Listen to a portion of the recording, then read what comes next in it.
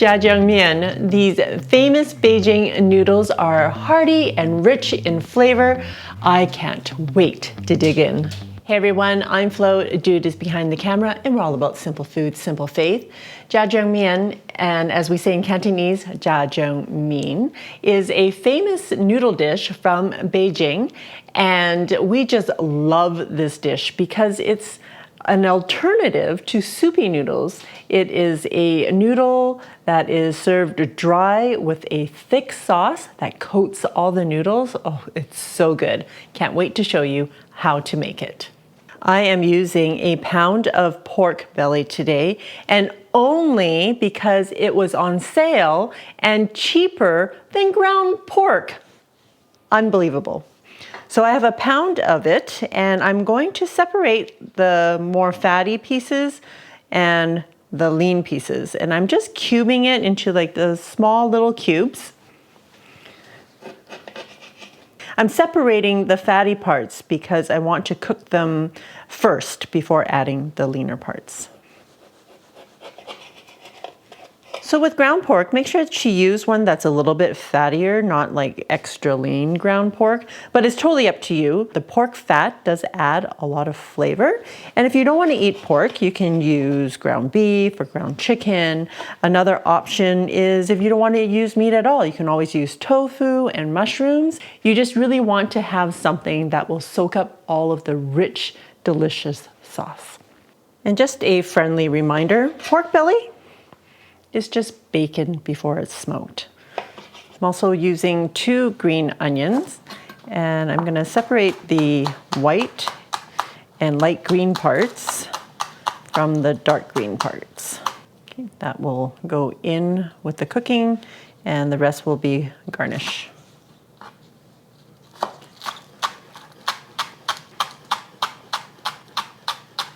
Also using 4 cloves of garlic. And because I see this little sprout that's poking its head out, I'm going to remove it because my mother-in-law has actually told me that it's quite bitter, so it's better to remove it.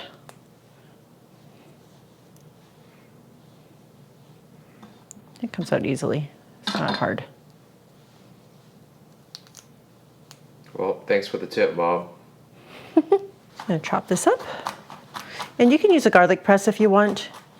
It's just this recipe doesn't call for a whole lot of effort, so I thought I'll just do this. If I was using ground pork, it would be even less effort.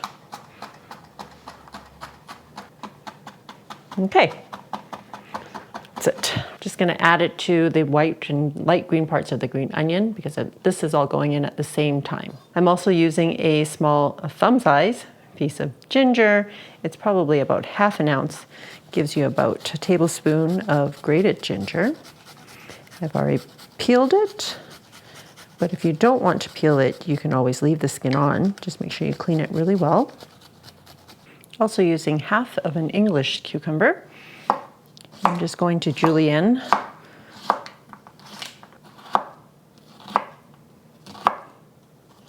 Oops. Don't stack them so high, Flo.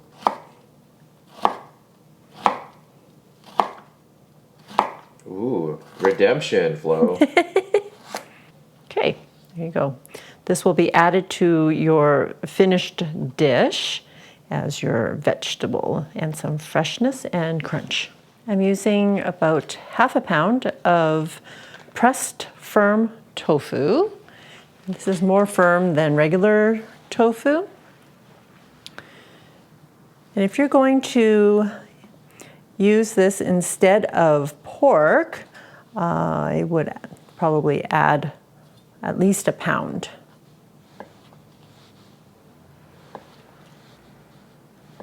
Okay, we're just going to cube it. Okay, I'm just going to put them in a bowl, set aside. I'm also using a star anise, just one.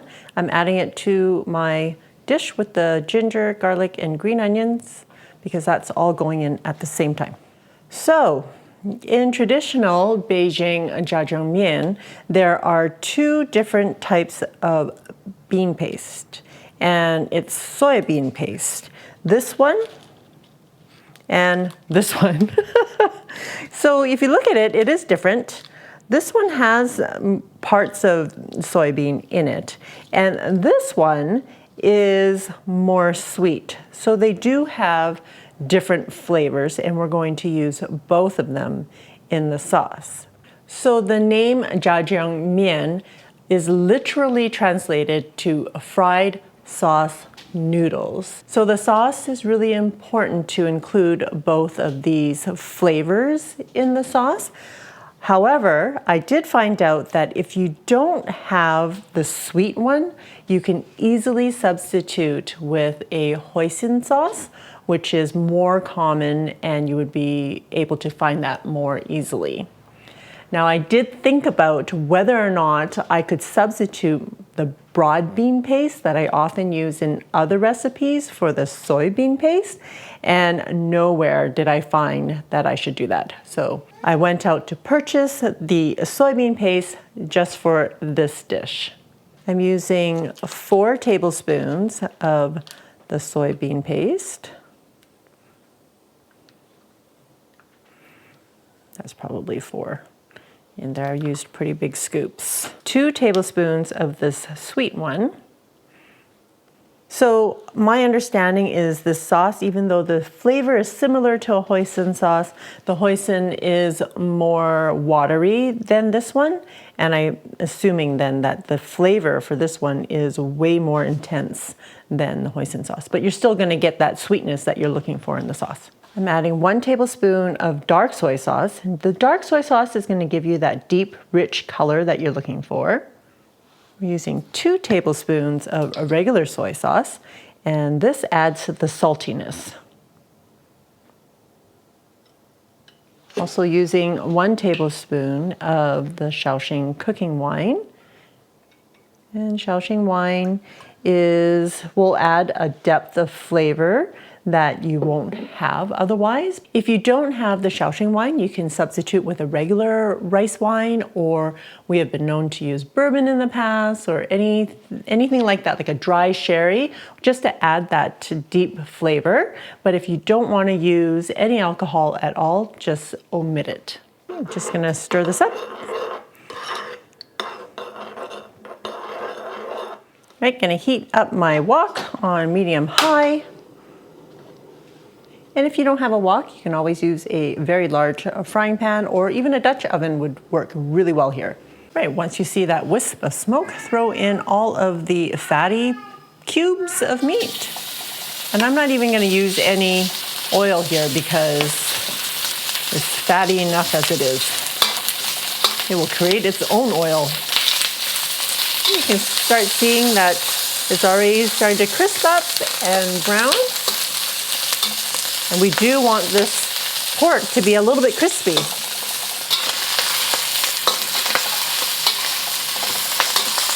All right, we're gonna add the rest of the pork now.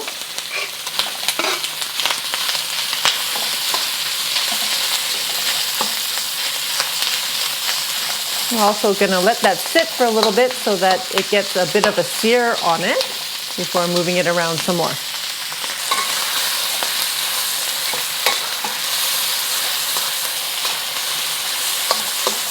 Once all your pork is cooked through, I'm going to shove them off to the side a little bit.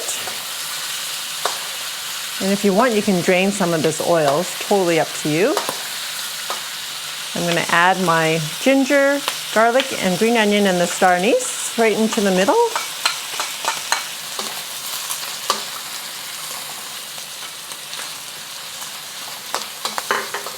Oh, it smells so amazing. Let that cook for about 30 seconds total. We're going to add our sauce.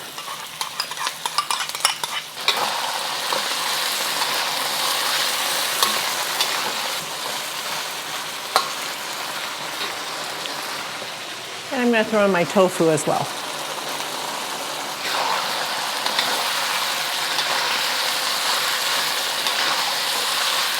And we're going to let this cook for about maybe 5 minutes or so.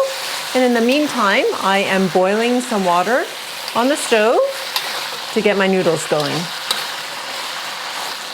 I'm also adding about half a cup of water just to make it a little bit more saucy.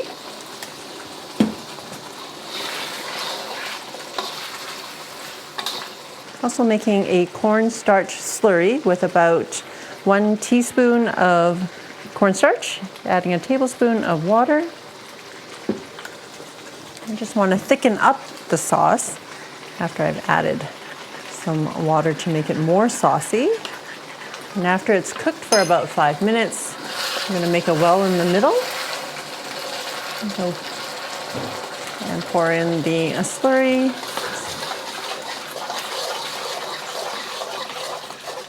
All right, oh my goodness, this looks amazing.